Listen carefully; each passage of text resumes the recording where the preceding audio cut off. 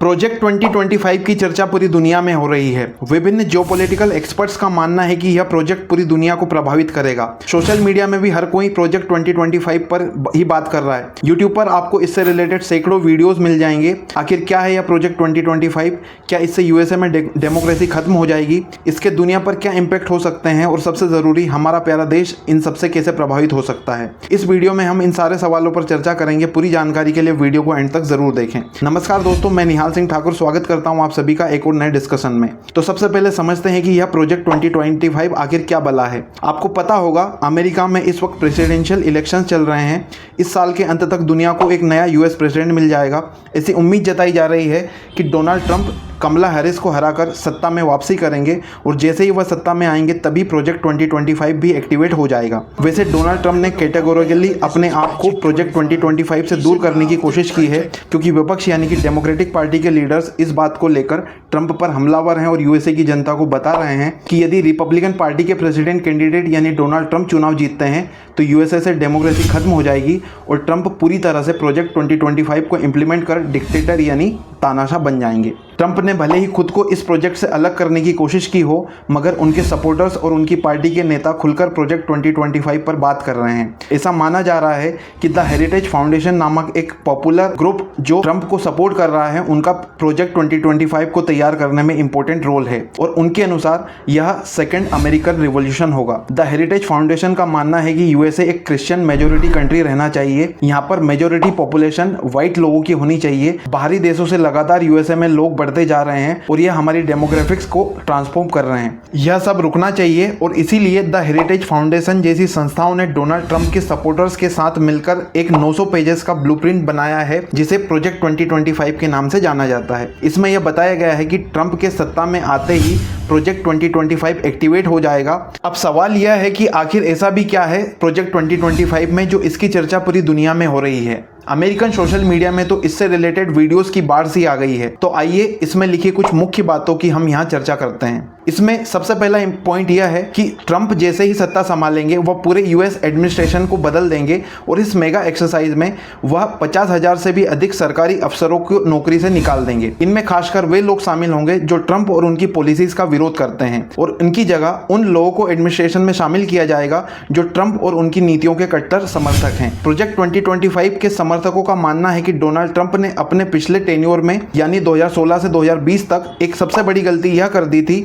कि उन्होंने अपने एडमिनिस्ट्रेशन में कई ऐसे लोगों को शामिल कर लिया था जो ट्रंप की नीतियों से इत्तेफाक नहीं रखते थे और कई बार तो उनका खुलकर विरोध भी करते थे। इसीलिए एडमिनिस्ट्रेशन का पूरा ट्रांसफॉर्मेशन करना आवश्यक है और वहां पर कट्टर और लोयल ट्रंप समर्थकों को शामिल करना जरूरी है। अगला स्टेप इलीगल इमिग्रेंट्स के खिलाफ होगा और इसके तहत यूएसए में रह रहे 15 से 20 मिलियन यानी लगभग 1.5 से 2 करोड़ इलीगल इमिग्रेंट्स को यूएसए से बाहर किया जाएगा, चाहे यह लोग मेक्सिको से हो, मिडिल ईस्ट से, सेंट्रल साउथ अमेरिका से या फिर इंडिया से। जो भी इलीगल तरीके से यूएसए में रह रहा है उसे बाहर निकाला जाएगा और इस कार्य को करने के लिए यूएस मिलिट्री का भी इस्तेमाल किया जा सकता है। अगला पॉइंट वुमेन राइट से रिलेटेड है। अमेरिका में महिलाओं को अनवांटेड प्रेगनेंसी को खत्म करने का भी अधिकार है। प्रोजेक्ट 2025 के तहत अबॉर्शंस पर कंप्लीट बैन लगाने और इसमें कोई एक्सेप्शन नहीं होने की बात कही गई है। नेक्स्ट पॉइंट सिटीजनशिप से रिलेटेड है। अमेरिका में बर्थ राइट सिटीजनशिप का कॉन्सेप्ट है, यानी जो भी बच्चा यूएसए में की धरती पर पैदा होता है वह यूएसए का नागरिक बन जाता है, चाहे उसके पेरेंट्स किसी अन्य देश के सिटीजन्स हों। प्रोजेक्ट 2025 के अनुसार कई लोग इस प्रोविजन का मिसयूज कर अमेरिका में रहते हैं, इसलिए इसे हटाया जाएगा। यानी प्रोजेक्ट 2025 के लागू होने के बाद अमेरिका में बर्थ राइट सिटीजनशिप के प्रोविजन को खत्म कर दिया जाएगा। प्रोजेक्ट 2025 के तहत अगला कार्य स्कूल्स में क्रिश्चियन रिलीजियस बिलीफ्स को स्थापित करने का किया जाएगा। अमेरिका में उसके महान होने में सबसे महत्वपूर्ण भूमिका निभाने वाले आधारों में से एक सेक्युलरिज्म यानी धर्मनिरपेक्षता का कॉन्सेप्ट भी इससे डाइल्यूट कर दिया जाएगा। यूएसए को एक क्रिश्चियन नेशनलिस्ट कंट्री के रूप में स्थापित करने और यहाँ पर डेमोक्रेसी ना के बराबर रहने की स्थिति बन सकती है और यूएसए ऑटोक्रेसी में तब्दील हो जाएगा। कई मामलों में तो लॉ एनफोर्समेंट के लिए मिलिट्री को जमीन पर उतारा जाएगा। उपरोक्त पॉइंट्स के अलावा प्रोजेक्ट 2025 के तहत अमेरिकन कानूनों में मौजूद क्लाइमेट प्रोटेक्शंस को खत्म करना, अफोर्डेबल केयर को खत्म करना, आर्कटिक क्षेत्र में ड्रिलिंग को बढ़ावा देना, बड़े बिजनेस कॉरपोरेशंस को टैक्स रिलीफ देना, ट्रेड यूनियंस एंड वर्कर्स की प्रोटेक्शन को खत्म करना, पोर्नोग्राफी को बैन करना जैसे कई डिबेटेबल पॉइंट्स शामिल हैं, जिन्हें इस प्रोजेक्ट के तहत डोनाल्ड ट्रंप के सत्ता में आते ही 180 दिनों के भीतर लागू करने की बात कही गई है। अब समझते हैं कि प्रोजेक्ट 2025 में इंडिया को लेकर क्या बातें लिखी हुई हैं। तो इस बिंदु के अधीन इंडिया का महत्व को बढ़ाने की बात कही गई है और चाइना को कंटेन करने के लिए इंडिया यूएसए का मेन पार्टनर होगा, यह बात लिखी हुई है। क्वाड और I2U2 जैसे संगठन जिनमें भारत भी सदस्य है, उनका महत्व ज़्यादा होगा और उन पर ज़्यादा फोकस किया जाएगा।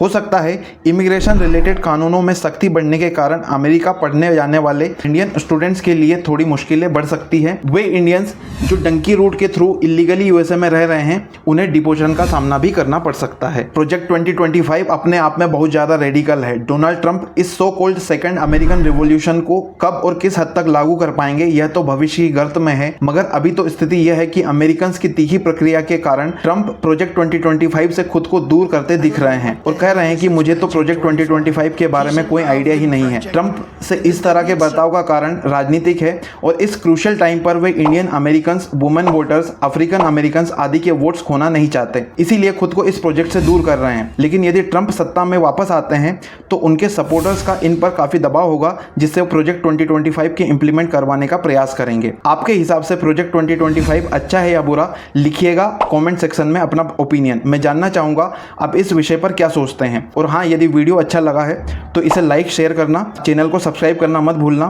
ताकि इसी तरह के वीडियो समय समय पर आपको मिलते रहें। Thanks for watching, have a great day.